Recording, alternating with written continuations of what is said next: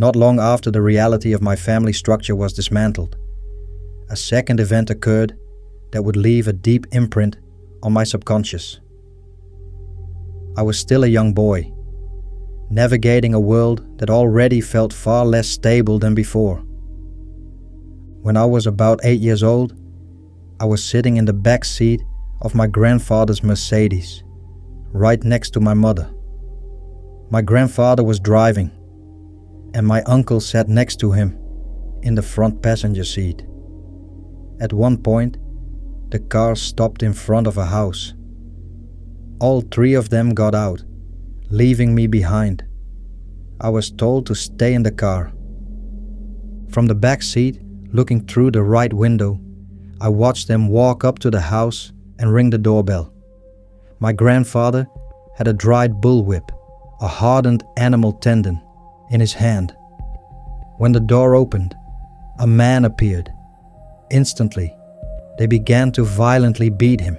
I sat there, a young boy, forced to witness the entire event unfold. They left the man lying unconscious on the ground, walked back to the vehicle, and got back inside. As he settled into his seat, my grandfather proudly said that the man had finally learned his lesson. He then slid the dried tendon underneath his driver's seat.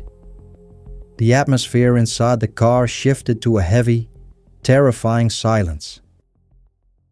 Let us deconstruct this fragment with the radical objectivity of an analyst. When a child witnesses severe violence perpetrated by the very people who are supposed to provide safety, the psychological foundation fractures. This is not just environmental danger, it is a profound threat from within. Trapped in that back seat, my system had no way to fight and no way to flee. The only survival mechanism available was the freeze response. I became completely paralyzed, holding my breath, locking the horror deep inside my body, and separating my awareness from the physical reality to endure the shock. This incident hardwired a dangerous software error into my subconscious. It taught my young brain that danger doesn't just come from strangers in the dark. It can reside within your own circle, and reality can turn brutally violent in a split second. When your nervous system learns that staying silent and frozen is what keeps you safe, it saves that program. Years later, during moments of psychological or social anxiety, your body will unconsciously recall this exact blueprint.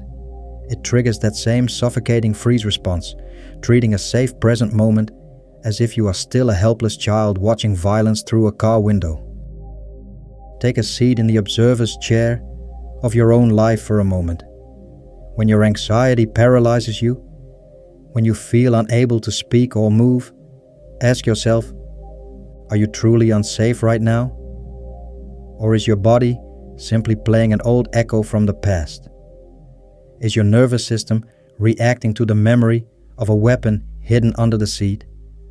You are no longer that 8-year-old child trapped in the back seat of that Mercedes.